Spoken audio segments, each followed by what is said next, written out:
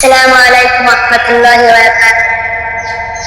ওই মাহদির সৈন্যরা করে দেও তো শহীদ তামান্না বুকে নিয়ে, সুফিয়ানা মুতবাদ রুখতে হলে এখন থেকেই থাকো তৈরি হয়ে।